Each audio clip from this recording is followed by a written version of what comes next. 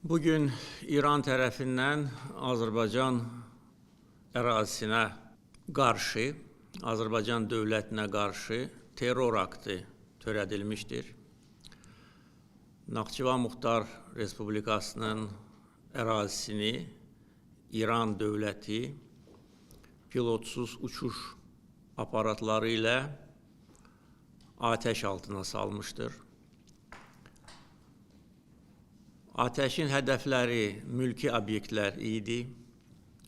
Naxçıvan Beynəlxalq Hava Limanı, onun terminal binası, məktəb və digər istiqamətlər İran tərəfindən namərd atəşə məruz qalmışdır.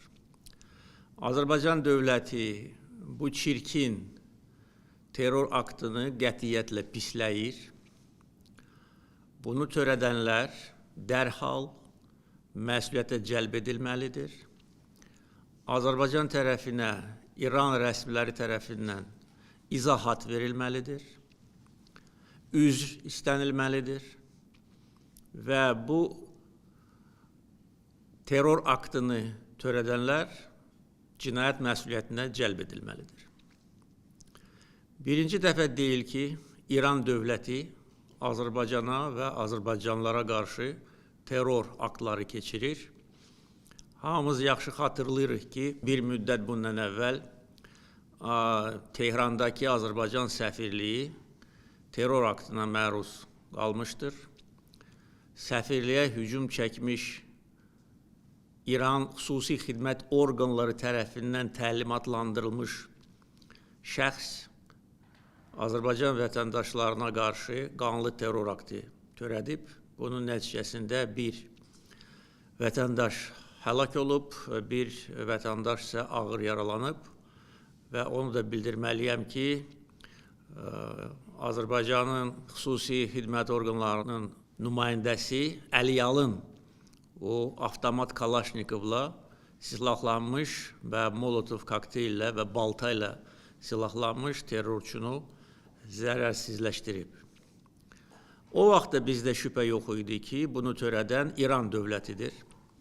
Çünki bu terror aktı həm səfirliyin içində, həm səfirliyin ətrafında hardasa 40 dəqiqəyə qədər davam edirdi. Və bu 40 dəqiqə ərzində bir dənə də olsun nə təhlükəsizlik, nə polis nümayəndəsi səfirliyə yaxınlaşmıyor.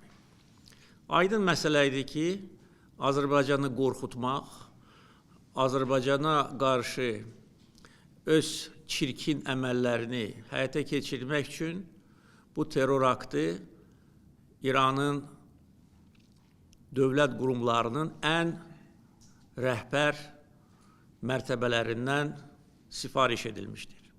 O vaxt bildiyiniz kimi Azərbaycan çox sərt reaksiya vermişdi bu hadisəyə. Azərbaycan səfirliyi İrandan təxliyə edilmişdir. Bütün diplomatik əlaqələr dayandırılmışdır və İran tərəfi məcbur olub bizdən üzr istəməyə, öz günahını etiraf etməyə və bizim təkidimizlə o terror aktını törədənə ən ağır cəzada verilmişdir. Və hətta uzun müddət bu cəzanı həyata keçirməyə maraq göstərməyən, hətta cinayətkarı xilas etməyə çalışan İran dövləti məcbur olub və terrorçu edam edilmişdir Azərbaycan nümayəndələrinin gözü qarşısında. Bu dəfə də cavab eyni olacaq. Biz bu əsassız terror aktı ilə Azərbaycana qarşı törədilmiş təcavüzlə barışmayacağıq. Silahlı qüvvələrimizə təlimat verildi ki, cavab tədbirləri hazırlansın və həyata keçirilsin. Dəfələrlə İran tərəfinə xüsusilə keçən il baş vermiş toqquşmalardan sonra bildirilmişdir ki, Azərbaycan ərazisi heç bir qonşu dövlətə qarşı istifadə olunmayacaq. Biz buna imkan verməyəcəyik, necə ki, heç vaxt bugünə qədər imkan verməmişik. Düzdür, keçən ilin yay aylarında və ondan sonraki dövrdə İrandan bizə əsassız ithamlar irəli sürülürdü. İran dövlət qurumlarının nəzarətində olan media resursları Azərbaycana qarşı çirkin, şərböhtan kampaniyası aparırdı. Azərbaycanı ləkələmək, İranda yaşayan soydaşlarımızın fikrini dəyişdirmək. Çünki yaxşı bilirlər ki, bugün müstəqil Azərbaycan dövləti İranda yaşayan bir çox Azərbaycanlılar üçün də ümid yeridir. Yəni bizi ləkələmək, bizi şərləmək, gözdən salmaq İran ictimaiyyəti qarşısında bu məqsədi güdürdü. Çünki bunun heç bir əsası yox idi. Azərbaycan nə o vaxt, nə də bu dəfə İrana qarşı olan əməliyyatlarda iştirak eləmir və eləməyəcək. Çünki bizim mövqeyimiz bundan ibarətdir. Biz qonşu ölkələrə qarşı hər hansı bir əməliyyat keçirtməyə nə marağımız var, nə də bizim siyasətimiz buna imkan verir. Biz öz ərazi bütövlüyümüzü qoruyuruq və qorumuşuq. Necə ki, Ermənistan işğalına son qoymuşuq. İstənilən şər qüvvəyə qarşı öz gücümüzü göstərməyə hazırıq. Və İranda bunu unutmasınlar. Və onların bu törətdiyi terror aktı bütün başqa çirkin amillərlə yanaşı böyük nankörlük nümunəsidir. Son hadisələr baş verən kimi biz onlara xəbər göndərdik, başsağlığı verdik. Xarici İşlər Naziri mənim göstərişimlə, həmkarı ilə danışdı. Mən onların səfirliyinə gedib başsağlığı vermək üçün öz mövqeyimi bildirdim. Halbuki məndən başqa heç bir dövlət başçısı İranın heç bir səfirliyinə getməyib. Yəni bunu qiymətləndirməmək, bunu yerə vurmaq, özlərini alçaq nankörlər kimi aparmaq heç kimə şərəf gətirmir. Və bu şərəfsizlər, bizə qarşı bu terror aktını törədənlər peşman olacaqlar. Bizim gücümüzü sınamasınlar. Bizim gücümüzü sınamaq istəyənlər, onların başı yarıldı dəmir yumruq vasitəsilə.